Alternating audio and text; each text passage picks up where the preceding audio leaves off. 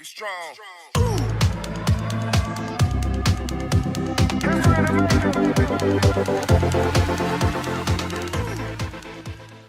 Oke, bismillahirrahmanirrahim. Assalamualaikum warahmatullahi wabarakatuh. Oke, untuk anak-anakku yang belum menerima materi atau yang belum sempat mempelajarinya, berikut sedikit ulasan mengenai penjabaran atau penjelasan materi yang akan kita jadikan ulangan nanti dan penilaian tengah semester. Langsung saja. Untuk materinya coba dijelaskan sebagai berikut, tolong diperhatikan dengan baik agar mendapatkan pemahaman yang baik pula. Ya, bismillahirrahmanirrahim. Ya. Materi yang kita pelajari yaitu mengenai proses produksi kerajinan bahan lunak. Ya. Pada materi atau pertemuan pertama kita sudah mengenal beberapa jenis atau contoh kerajinan bahan lunak. Nah, pada kesempatan kali ini kita coba mempelajari mengenai proses produksinya.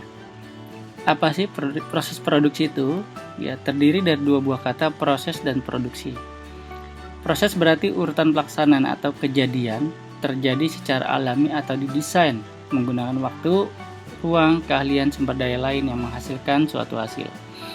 Yang pada intinya, proses adalah suatu pelaksanaan atau betul-betul kegiatan proses terhadap sesuatu. Ya, sedangkan produksi adalah kegiatan dikerjakan menambah nilai atau menghasilkan suatu benda atau barang. Sehingga dengan kata lain, proses adalah urutan atau proses kegiatannya, sedangkan produksi adalah hasilnya. Ya, sesuai padanan katanya, misalnya kita mendengar istilah proses pernikahan. Artinya urutan atau kegiatan proses menuju ke jenjang yang lebih serius, mulai dari perkenalan, ta'aruf, pertunangan, hingga hasilnya adalah pernikahan. Proses persalinan, ya urutan kegiatan proses seorang ibu yang berusaha untuk melahirkan anaknya, mulai dari perutnya semakin besar, kemudian mulai mual, hingga terjadilah proses persalinan. Ya. Begitu juga proses produksi, kegiatannya adalah urutannya prosesnya apa yang dilakukan agar produk tersebut tercipta atau adanya suatu produk. Yang berikutnya, untuk proses produksi ini ada beberapa tahapan yang dikategorikan menjadi 4 macam, yaitu routing, scheduling, dispatching, dan follow up. Untuk dua yang teratas, yaitu routing dan scheduling, ini bisa kita kategorikan masuk ke dalam ranah eksternal. Sedangkan dispatching dan follow up atau dua yang terbawah kita masukkan ke dalam kategori internal. Maksudnya apa? Untuk eksternal biasanya ini benar-benar, ya yang dua ini, benar-benar kegiatan yang dilakukan di sebuah tempat atau yang berhadapan dengan kegiatan proses produksi langsung seperti di pabrik. Kemudian yang dua ini lebih ke unsur manajerial atau manajemen manusia. Artinya apa? Untuk routing itu menentukan urutan kegiatan proses produksi. Jadi ketika di sebuah pabrik, anggaplah pabrik sepatu, maka urutan kegiatan proses produksi jelas. Secara umum biasanya dibagi menjadi 3 tahapan. Yang pertama, bahan baku atau bahan mentah. Yang kedua, proses produksi itu sendiri, dan yang ketiga adalah produk jadi. Nah, itu secara umum. Namun ketika di lapangan atau praktek bisa saja dikembangkan menjadi 4. Ya, produk bahan mentah atau bahan baku, proses, produk setengah jadi, dan produk jadi. Yang pertama, urutan kegiatannya. Yang kedua adalah schedule, menentukan atau menetapkan jadwal. Ya, artinya sebuah pabrik atau sebuah tempat jasa produksi itu akan menentukan berapa lama atau target yang disiapkan atau ditentukan untuk menghasilkan produk tertentu. Ada kalanya berkala dan adanya ditetapkan jadwalnya, anggaplah mingguan atau harian. Ya, ini biasanya terjadi di pabrik-pabrik besar. Mereka biasanya membuat jadwal harian, tergantung jenis produksi yang akan dibuatnya. Kemudian yang ketiga, yang dua terakhir ini adalah lebih ke manajerial, yaitu dispatching, menetapkan dan menentukan proses pemberian perintah. Artinya suatu atasan akan memberikan perintah kepada bawahannya untuk mengamati atau mengawasi bagian proses produksi yang dua ini. Contoh, bos A akan minta atau pimpinan A minta bantuan kepada bawahannya yaitu B. Untuk apa? Untuk bantu mengamati kegiatan proses terjadi di produksi sepatu. Anggaplah di bagian bahan baku. Kemudian pimpinan A minta bantuan kepada C, bawahannya, untuk mengawasi di bagian proses. Dan pimpinan A juga bisa minta tolong bantuan kepada bawahannya D untuk mengawasi proses produk jadi. Nah, ini artinya menetapkan urutan proses pemberian perintah. Dan yang terakhir, follow up mendorong terkoordinasinya perencanaan produksi atau dikenal dengan istilah feedback atau timbal balik atau pelaporan hasil kegiatan. Nah, ini tadi berarti pimpinan A akan minta langsung kepada B, C, dan D mengenai kegiatan yang terjadi selama proses produksinya. Jika dinilai baik atau tidak ada masalah, maka proses produksi berjalan dengan lancar. Tapi jika menemukan kendala, anggaplah di bagian proses mengalami kendala, maka akan dilakukan evaluasi atau langkah-langkah kebijakan mengenai kegiatan produksi selanjutnya. Oke, cus. Yang kedua, untuk tujuan proses produksi itu sendiri, yang tertera di sini ada 6. Namun bisa saja melebihi dari yang 6 ini. Ya, yang pertama adalah sarana kelangsungan sebuah perusahaan. Pasti, jika sebuah perusahaan senantiasa melakukan kegiatan proses produksi, maka bisa dipastikan pabrik tersebut sehat, pabrik tersebut bonafit, dan pabrik tersebut maju. Ya, artinya ketika ada permasalahan dalam kegiatan sebuah produksi, anggaplah 1 hari, atau bahkan ketika masa pandemi corona ini, seluruh karyawannya dipulangkan, maka terjadi permasalahan di pabrik tersebut. Ya, sehingga bisa saja terjadi ketika tidak ada kegiatan kelangsungan proses produksi, maka pabrik tersebut bisa dikategorikan bankruption atau bangkrut. Ya, bisa dipahami ya. Untuk yang kedua, tujuan dari proses produksi yaitu meningkatkan tambahan nilai pasti. Ya, dengan adanya produksi yang berkesinambungan terus-menerus, maka akan didapatkan penambahan nilai. Contoh, dari hasil produksi pabrik sepatu, dia bisa menciptakan 2 atau 3 bahkan lebih model sesuai dengan permintaan pasaran atau permintaan konsumen. Ya, sehingga walaupun satu produk sepatu, tapi modelnya bermacam-macam. Nah, ini bisa meningkatkan tambahan nilai. Dan otomatis ketika tambahan nilai ini terjadi, maka yang ketiga, keempat, kelima, keenam ini otomatis akan ikut berpengaruh. Ketika perusahaan berlangsung terus mendapatkan tambahan nilai, maka pasti baik pengusaha pabrik maupun pekerjanya akan menjadi makmur. Kemudian meningkatkan keuntungan pasti ya, target dari sebuah usaha, memenuhi pasar internasional dan mengganti barang yang aus, rusak, atau barang yang habis. Ya, next. Untuk jenis proses produksinya terdiri dari 2 jenis, yaitu terus-menerus dan terputus-putus.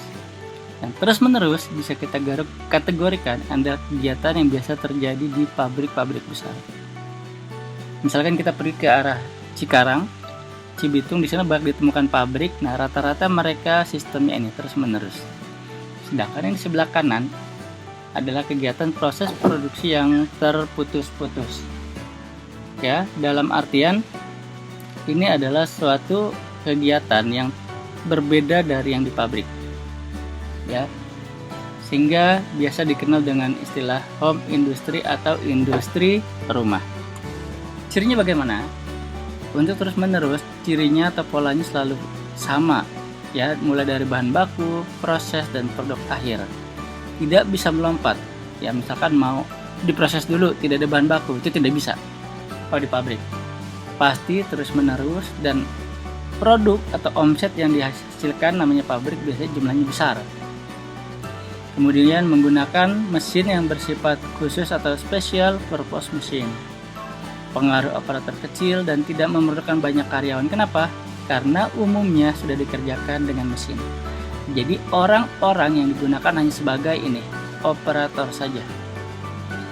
Dan permasalahan yang terjadi jika macet di satu bagian atau departemen atau satu mesin, maka terkendala macet total, tidak bisa melanjutkan proses produksi. Nah, ini kendalanya yang bermasalah.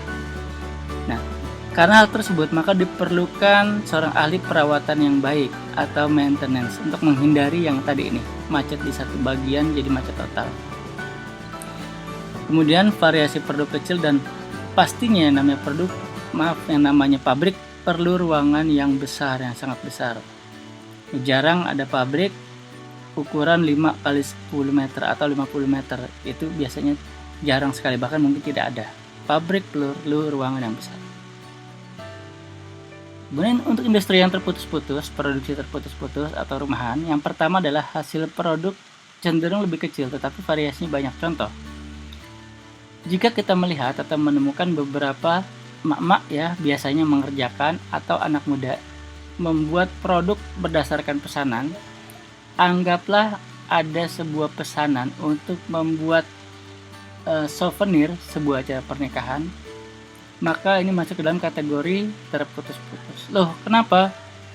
Karena karya yang mereka hasilkan itu berproduksi atau dibuat atas pesanan. Kalau tidak ada pesanan, ya mereka tidak bekerja atau tidak mengerjakan produk. Nah, kembali ke souvenir tadi. Biasanya ketika membuat souvenir, ada kalanya itu yang dibuat kecil-kecil. Jarang sekali kita menemukan souvenir pernikahan itu besar-besar. Umumnya kecil tetapi variasinya banyak. Contoh, misalkan souvenirnya berupa gantungan kunci. Maka yang mengerjakannya biasanya kreatif. Dia akan membuat variasinya banyak. Ya, walaupun namanya gantungan kunci tapi variasinya banyak.